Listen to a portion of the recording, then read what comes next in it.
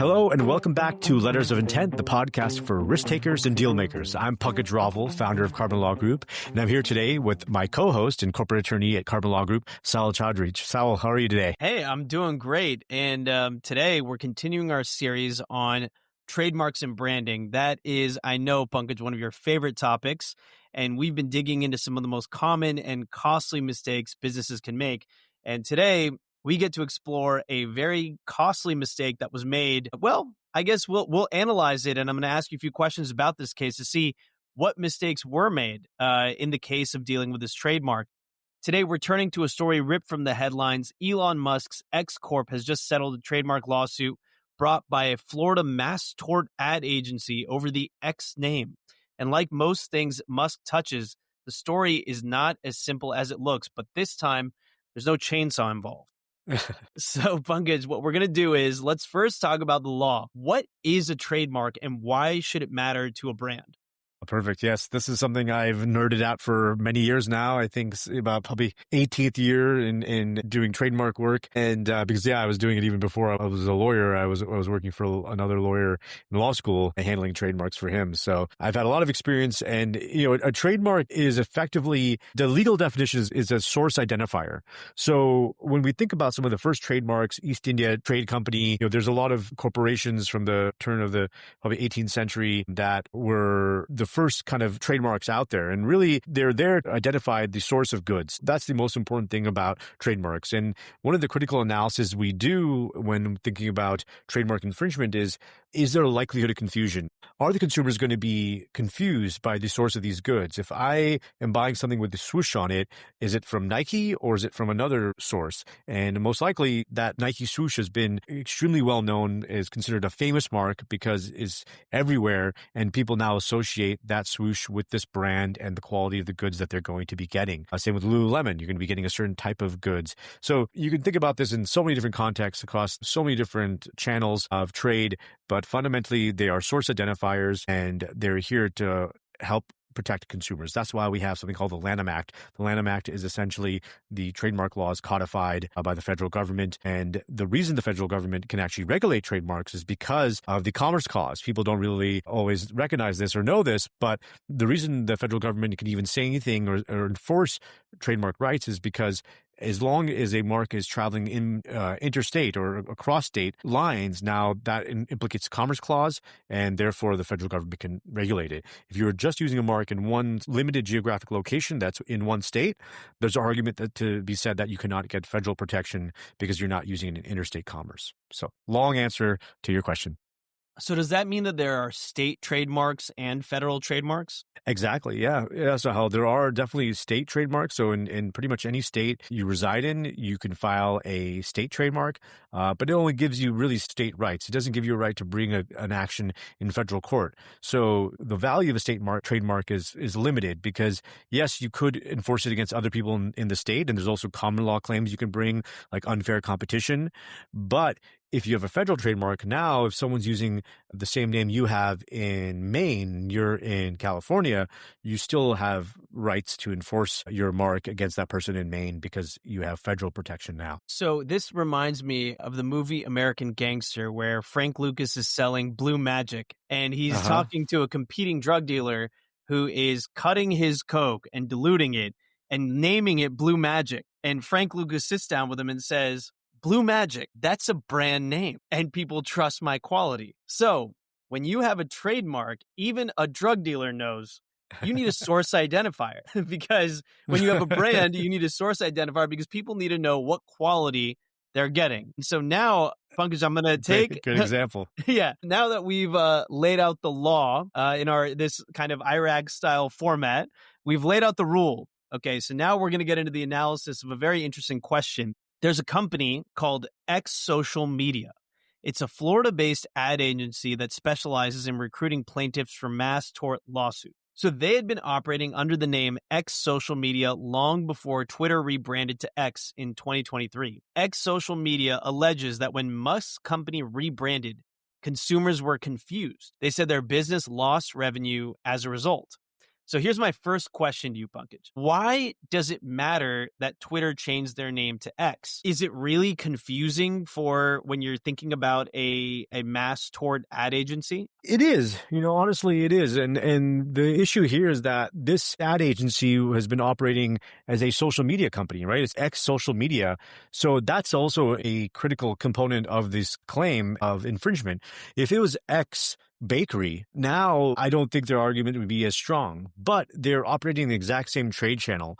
So when you're evaluating trademark infringement, Supreme Court applies 13 different factors under something called the DuPont test. If you're in the Ninth Circuit, they have sleek craft factors, which are about 9 factors.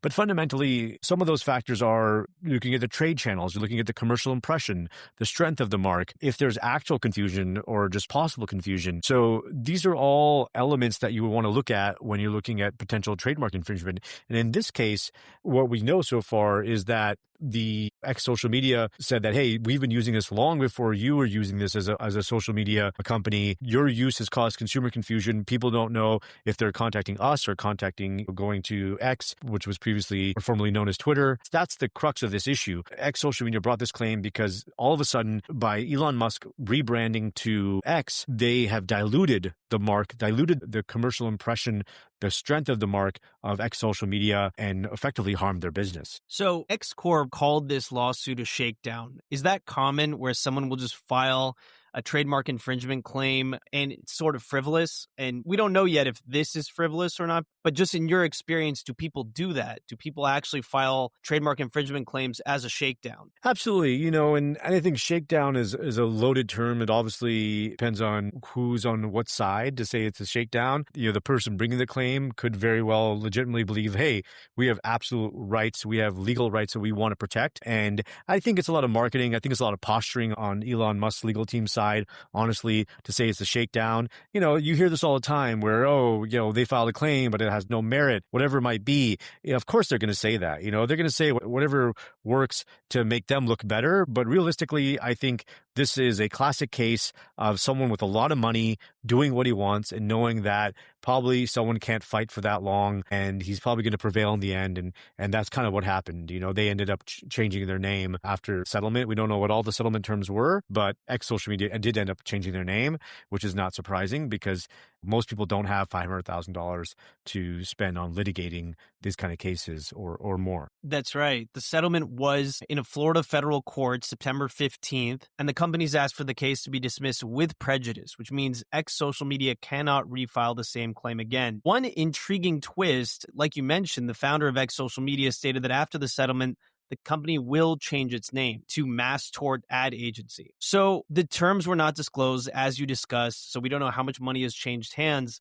Are there any important takeaways that we can pull from this conflict, even though this case settled in terms of trademarks? Absolutely. I think it's good to know that as a plaintiff, you have rights. If you file your trademark, you file it correctly, make sure it's done correctly. We've had clients file it using these online legal services and did it incorrectly, and that really jeopardized their positioning when they went to enforce it. So one thing I try to remind all my clients of is that getting a trademark, filing a trademark, yes, we can help you with that. And that's, become a little bit more straightforward over the years. But you could always get an office action. You can always get a refusal by the USPTO. But once you get that trademark, you've got to enforce it. Otherwise, you're going to lose your rights. So you've got to be monitoring. We have a trademark watch service here that people can find out more about. But we have monitoring services because that's critical to keeping your rights and enforcing your rights. And you got to do it soon, right? If someone's using that name for a while and you're not monitoring your mark, again, that will now dilute your rights to potentially enforce it. So you got to be on top of it. You got to be on top of your branding and making sure you're vigilant with policing your marks.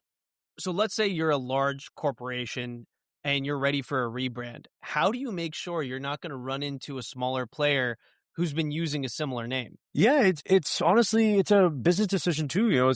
There's some strategy involved. I think just like Meta too, I'm sure Meta has had its fair share of trademark claims as well because they like that name. And sometimes they say, you know what, we'll deal with it. We'll deal with the potential legal issues that arise and any lawsuits, and we'll throw a lot of money at it. We'll try to, drown them in legal fees, and eventually people will acquiesce, which generally happens. And it's a sad truth, that unfortunately justice is not equal, is not equally distributed. If you're a smaller player and someone infringes on your mark, you can do so much. You can take it so far, but at some point you'll probably have to settle, and hopefully you can get a decent amount of money out of the case to help you kind of rebrand and find another name. But unfortunately, we sometimes are at the whim of these very large players, and if you don't have the resources to fight them, you got to figure out how you can address the potential harm to your brand. So X Corp leaned on the idea that X social media and others with X in their name were operating without issue for years. They use this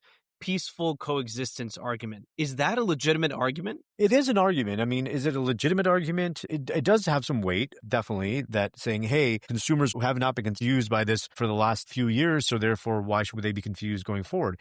I think it's a strong argument in terms of defense, but I don't know if it's really true, right? Proving that is a lot harder, and who's to say that consumers are not confused? Who's to say that? And oftentimes, proving consumer confusion is not easy. You have to get surveys. There's a lot of different ways to do it that can be expensive, but proving it is not always easy. Just because they've coexisted doesn't mean that there's not consumer confusion. I think it's a convenient argument for them to make that saying, hey, they've peacefully coexisted, but who's to say that consumers have not been confused? That's just them making the assertion without any kind of real evidence backing it up. So I want to tease out some lessons from this because settlements hide a lot. It's hard to know. We don't know what the dollar figure was. It's hard to say who won or who lost. But in your assessment, if we had to pick a winner, who won and who lost here?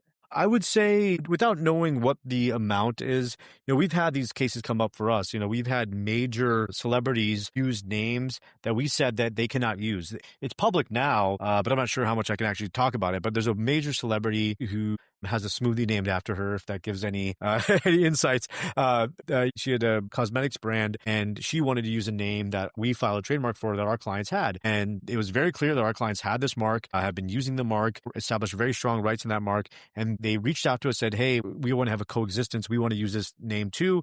We don't think it's going to interfere with your rights. We said no, but we think it will. And they went ahead anyways. And after long, significant amount of litigation, they settled, and our clients ended up changing their name. And I think they might have sold their business, actually, in that situation.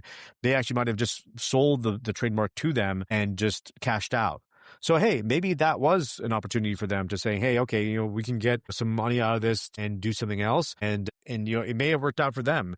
In this situation, I would say X probably is one at the end because they have billions and billions of dollars to throw at this. They have extremely strong mark. I mean, X is also I think Twitter was a great name, honestly, because, when you tweet someone, there's a verb for that. Well, there's no verb for when you message someone on X. Yeah, X someone. I mean, that just sounds weird. Yeah. Sounds terrible. So I don't think their even brand was a great idea, but I think Elon also was kind of obsessed with this X term and name. Right. I think one of his kids is named X. Like he had another company with X in it too before. So, but yeah, I mean, I would say at the end, probably X won, but if the other company was able to secure a significant payout for the rebrand, maybe they'll probably be okay going forward. Yeah. Well, okay. So is this, because if I'm a smaller company and I'm looking at this, I'm thinking, wow, even if I have a trademark, I'm still at risk because if a larger larger player comes around and says, I want your name, is this a warning to smaller players to avoid single letter trademarks? Or, there are only so many single letters in the alphabet that you can use for your trademark. Here's my question. Can David beat Goliath? Yes, I think David can beat Goliath. I want to believe David can beat Goliath. The question is, what are the resources? How much can David invest in beating Goliath? Because, this litigation is long and arduous. It's expensive. And I, want people to recognize that. They need to understand that, hey, these are complicated issues that will take a long time to resolve. The people generally with the biggest war chest are the ones that can take the bigger risks with figuring out if they're going to prevail or not. Because even if X social media got a massive judgment, maybe $50 million, $100 million, it's probably not a huge amount for X, and they could probably appeal it still, right? So even then, it would take time for them to win. Well, I would say that David can't beat Goliath, but you have to be creative and strategic about it in terms of how you approach Goliath. Well, and I think in both of these instances, actually, the instance where you talked about your client who did have the trademark and then was approached by a larger player who said, let's have a peaceful coexistence agreement. And in this case as well, with X social media, in both cases, they got paid. So there is an argument there for, hey, yeah, in fact, a larger player might come around, but if you do have your trademark secure, you might be able to secure a payday for yourself based on that mark if the price is right for you. Right.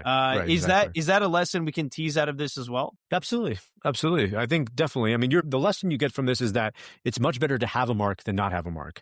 Even if it's, a simple mark like X. I mean, X is actually a great mark. It's distinctive because when it comes to trademark rights, the more distinctive your mark, the better. So Xerox, Nike, these are marks that are distinct to the brands that they represent. Or Sony, these are fanciful, arbitrary terms related to the goods that they're branding. So when you're thinking about a mark, the more distinctive it can make it, the more unique, the more quote unquote arbitrary or fanciful in the legal parlance, those are the better marks, and those are going to be the stronger marks they're going to have greater rights in. If you have a generic mark, so the interesting thing is like X social media, I think rebranded to, what was it, like Mass tort ad agency. Mass tort ad agency, right? That's a pretty generic term, but people know exactly what they do. But are they going to have strong trademark rights in it? Probably not, because mass tort ad agency is generic for what they're doing. So I wouldn't say that's the strongest brand, but at least then people would know what they're doing. So there's pros and cons to that. But if someone else comes along and say, hey, we're also mass tort ad agency, they're going to have a hard time stopping that person from using that term as well, which is why you want distinctive marks in general and trademarks so people can associate you with your goods or services as opposed to trying to figure out which mass tort ad agency am I working with. And this is why you need to call Carbon Law Group when you're building your business, because these are complicated issues. There are a lot of complexities. There's a lot of money involved. Legal claims are not just about the law. They're about perception, market confusion, dollars lost or gained, reputation, and sometimes just negotiation leverage. And you need a gladiator in the ring with you. And that's why you need to come to us. So, Pankaj, that's it for today. If you own a business or you're thinking about rebranding or care at all about how names and marks intersect with law, keep an eye on trademark law, intellectual property. It sounds less sexy than Mars colonization, like Musk is doing right now, but it costs real money when people get tangled, and Musk is paying attention to it too. Yeah. So should you. Well, I'm going to end with, are you not amused? Are you not amused? Are you not amused? I present to you your gladiator in the battle of IP. No, this is great chat, Sal, and thank you again for these great questions. Yeah, and I think I'll just kind of end with saying also that these are complex issues that do come up, and this is a 20-minute kind of piece discussing them. But looking through the docket even of that X social media case, I mean, there was hundreds of different filings done with that case, so there's a lot that happened, and a lot of back and forth. But when it comes to protecting your rights, we are here to guide you, to advise you, and to really help you grow your business and your brand. Awesome. Well, to all you risk takers and deal makers, we'll see you next time. Remember to like, subscribe, and follow us on LinkedIn, Spotify, on all the social media platforms that you follow. We're on there too. And we look forward to talking to you next time. Yes, thanks a lot.